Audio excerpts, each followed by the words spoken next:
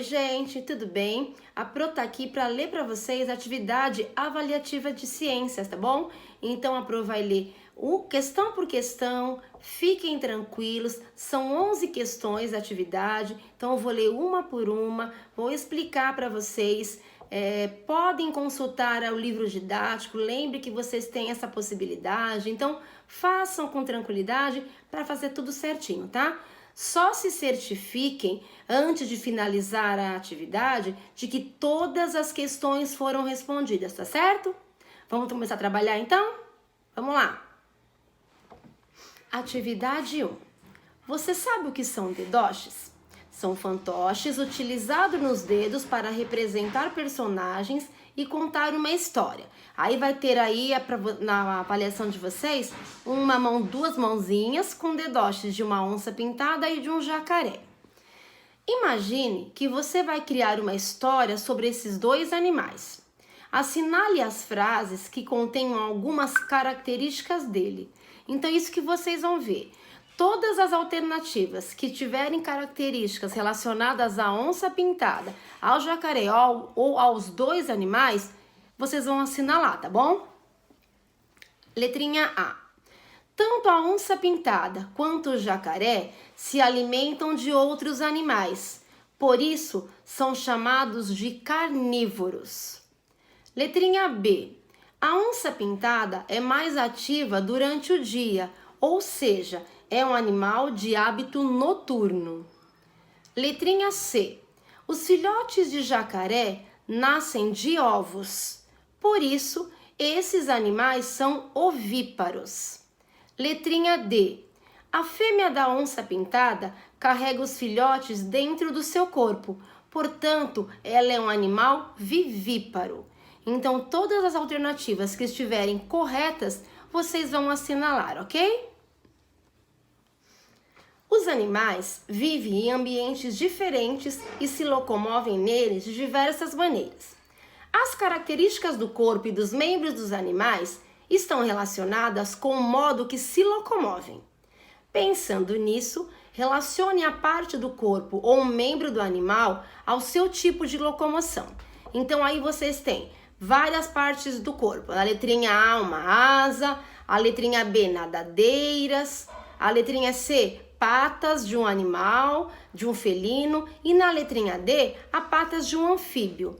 O que vocês precisam? Pôr essas letrinhas à ação correspondente que eles usam para se locomover. Então, qual dessas partes é responsável por nadar? Coloco a letrinha. E por saltar? Coloco a outra letrinha. E para voar, o que eu preciso? Eu coloco a letrinha. E andar ou correr? Aí eu vou colocando cada uma das letrinhas correspondentes a essas ações, tá certo? Agora nós vamos para a questão número 3. Vamos lá? Observe a imagem a seguir. Aí vocês vão ver a imagem de tartarugas, pequenas tartarugas que acabaram de nascer e estão indo para o mar. Aprovarei para você os textos. Você sabia que na costa do Brasil existem 5 espécies diferentes de tartarugas marinhas? Todos os anos, elas viajam milhares de quilômetros para fazer a postura dos ovos nas mesmas praias em que nasceram. Cada tartaruga enterra cerca de 120 ovos na areia. E depois de aproximadamente 45 dias, os filhotes nascem e correm para o mar. É isso que a gente está vendo aí, ó, os filhotinhos correndo para o mar. São poucos os filhotes que chegam à vida adulta, pois a maioria serve de alimento para predadores ou morrem por outras causas. Então, nessa volta deles para o mar, muitos são comidos por predadores ou muitos acabam morrendo mesmo. De acordo com o texto, as tartarugas marinhas são... Aí vocês vão marcar aí. Letrinha A, vivíparos. Letrinha B, ovovivíparos. Letrinha C, ovíparos. Letrinha D, herbívoros. Aí vocês vão lembrar tudo que nós falamos sobre a tartaruga, sobre a forma de nascimento e vão assinalar a resposta correta, tá certo? Vamos agora para a questão número 4. Aí vocês vão ver que tem uma foto, né, aí de orangotango com seu filhote, que é uma espécie de macaco. O que você, o elefante, o leão marinho, o tigre, o rato e o orangotango têm em comum? Todos pertencem ao grande grupo dos mamíferos, que inclui mais de 5,7 mil de espécies. Eles se diferenciam dos outros grupos animais por vários motivos, mas um dos principais aí vocês vão marcar a alternativa que completa o texto. Então, assim, o principal motivo que diferencia os mamíferos dos outros grupos primeiro, que seus filhotes nascem de ovos. Se for esse, vocês vão assinalar. B, que seus filhotes são alimentados com o leite produzido pela mãe. Se for esse, vocês vão assinalar a letrinha B. Letrinha C, que seus filhotes se alimentam somente de outros animais. Então, qual que é a principal informação sobre os mamíferos? Assinale ela entre essas três, tá bom? Questão número 5. Em animais como as aves, répteis, anfíbios e a maioria dos insetos, os filhotes se desenvolvem dentro de ovos colocados pela mãe no ambiente. Então, a mamãe vai lá, bota o ovo e deixa ele lá em algum lugar. Em outros, como na maioria da parte dos mamíferos, o filhote se desenvolve dentro do corpo da mãe. Já em alguns animais, como algumas salamandras, serpentes e tubarões, os filhotes se desenvolvem dentro de ovos, mas estes ficam dentro do corpo da mãe até o nascimento. Relacione o tipo de desenvolvimento dos animais com as figuras correspondentes. Então, vocês têm aí três alternativas. Alternativa A, ovíparo. Alternativa B, vivíparo. Alternativa C, ovovivíparo. Vocês vão colocar a letrinha correspondente ao tipo de desenvolvimento dos animais das figuras. O tubarão, depois o ser humano e depois o jacaré. Vocês vão colocar as letrinhas correspondentes, ok? Questão número 6. Observe a figura, leia o texto e depois responda às questões. A taturana é um estágio de vida da borboleta. Antes de virar borboleta, este inseto é um ovo, que depois vira lagarta, que se transforma em crisálida e por fim em borboleta. O texto indica os estágios do ciclo da vida de uma borboleta. Taturana ou ainda taratana, ou então é uma palavra de origem tupi que significa como fogo, usada para nomear algumas lagartas com pelos que podem causar irritação na pele. Então a taturana é uma espécie de lagarta, só que ela queima, ela tem uma pele assim que provoca queimadura nas pessoas. Relacione os estágios do ciclo de vida desses insetos às suas descrições. Então lá tem a letrinha A, o ovo, a letrinha B, a lagarta, a letrinha C, a crisálida e a letrinha D, a borboleta. Vocês vão ver qual desses textos ao lado, qual dessas frases ao lado corresponde a essas letrinhas e colocar a letrinha correta. Então vamos lá. Primeiro retângulo. É o estágio em que o inseto se alimenta de uma grande quantidade de folhas. Vê qual é, né, das opções que vocês têm e coloca a letrinha correspondente. Segundo retângulo. É o estágio em que o inseto fica imóvel e protegido por um casulo. Terceiro retângulo, é colocado sobre as folhas das plantas. E quarto retângulo, é o estágio que o animal pode voar e colocar ovos para recomeçar o ciclo. Só colocar, ver as letrinhas aqui com os nomes correspondentes e colocar nas frases, tá certo? Exercício número 7. Aí tem um inseto aí que é uma cigarra, né? Para quem não conhece, esse é uma fotografia de uma cigarra. O inseto mais barulhento do mundo é a cigarra. Os machos ficam muito tempo em árvores onde trinam bem alto usando duas membranas, os tímbalos, nos dois lados do abdômen. O som pode ser ouvido a mais de 400 metros de distância, o equivalente a 4 campos de futebol. Olha como eles são barulhentos, né?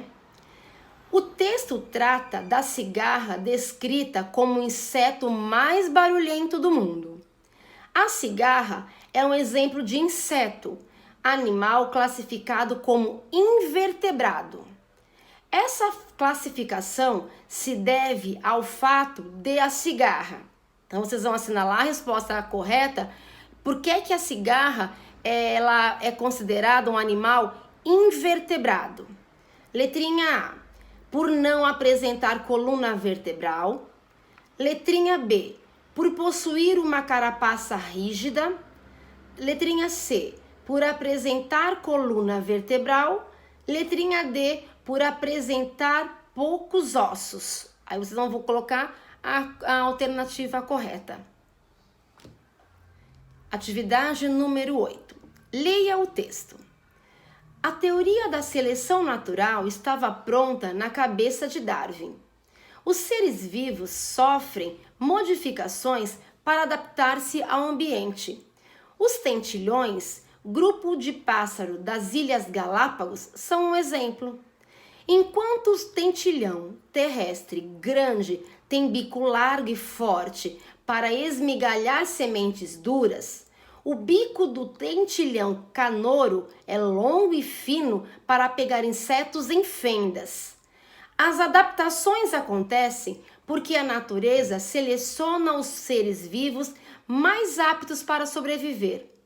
Gradualmente, os organismos menos aptos são substituídos pelos mais aptos.